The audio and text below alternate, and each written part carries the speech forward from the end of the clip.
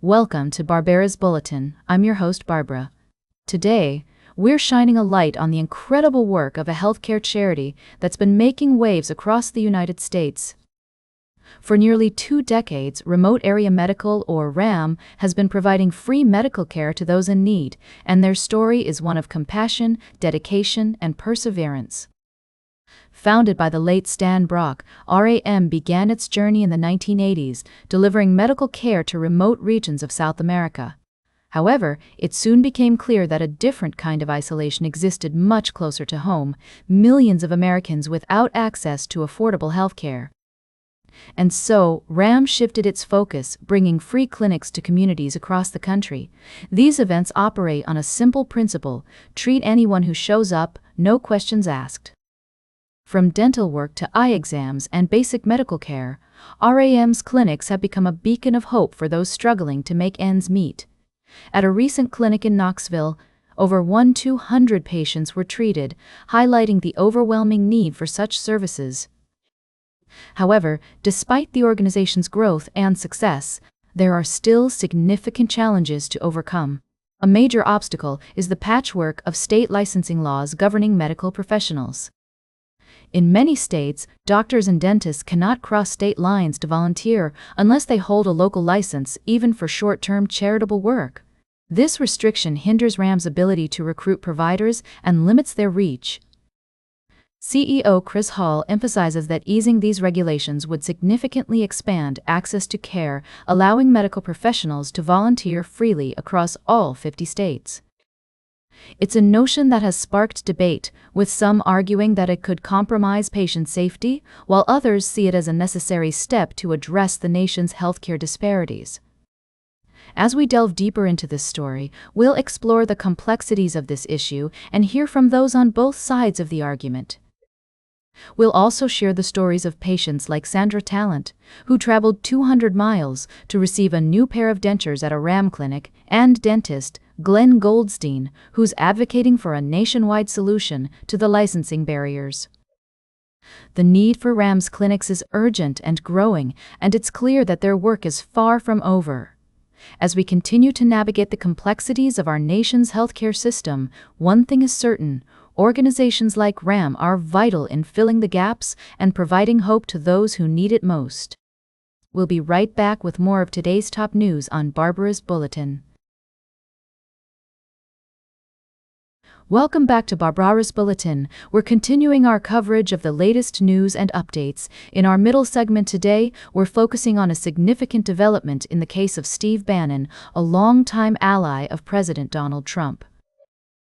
The Supreme Court has paved the way for the dismissal of Bannon's contempt of Congress case, which stems from his refusal to comply with subpoenas related to the January 6th attack on the Capitol. According to reports, the court sent the case back to a lower court, where a judge is expected to dismiss it.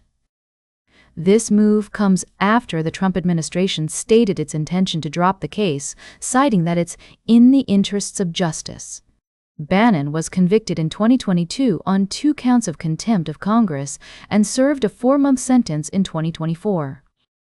It's worth noting that Bannon's legal team argued that he believed he couldn't comply with the subpoenas due to Trump's invocation of executive privilege. The prosecution, on the other hand, maintained that Bannon willfully disregarded the subpoenas. The development has sparked mixed reactions, with some viewing it as a victory for Bannon and the Trump administration, while others see it as a blow to congressional oversight and accountability. As always, we strive to provide a balanced perspective on the issues, acknowledging the complexities and nuances involved. As the situation continues to unfold, we'll keep a close eye on any further developments and provide updates as necessary. For now, it's clear that the Supreme Court's decision has significant implications for the case and the broader landscape of congressional investigations. Welcome back to Barbara's Bulletin. I'm your host, Barbara. As we wrap up today's show, we're taking a closer look at the escalating tensions in the Middle East. Reports are emerging of a significant escalation in the conflict between Israel and Iran, with both countries exchanging strikes on key industrial sectors.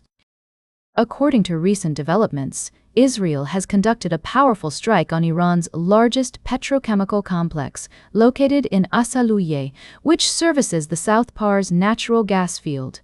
This complex is responsible for approximately 50% of Iran's petrochemical production. The Israeli Defense Minister, Israel Katz, announced that this strike, combined with a previous one on the Mashahar petrochemical special zone, has taken out roughly 85% of Iran's petrochemical exports. In response, Iran has launched drone strikes on oil facilities and headquarters in Kuwait, causing significant damage. These attacks are part of a broader pattern of retaliation by Iran against countries in the Persian Gulf region, including Saudi Arabia, Qatar, and the United Arab Emirates. The situation is complex and multifaceted, with both sides trading accusations and engaging in military actions. Israeli Prime Minister Benjamin Netanyahu has stated that Israeli strikes have destroyed around 70% of Iran's steel production capacity, significantly undermining Tehran's ability to manufacture weapons. As we strive to provide a balanced perspective, it's essential to acknowledge the human cost of these conflicts. The ongoing war has resulted in civilian casualties and damage to critical infrastructure, including gas plants, oil refineries, and petrochemical complexes. In our efforts to stay informed and up to date on global events, it's crucial to consider multiple sources and viewpoints. As your host, I'm committed to presenting the facts without taking a biased stance. As we conclude today's Barbara's Bulletin, I want to emphasize the importance of staying engaged with current events and seeking out diverse perspectives. The Middle East conflict is a pressing issue that demands our attention and understanding. That's all for today's Barbara's Bulletin. Remember to like, share, and subscribe, and until next time, stay engaged.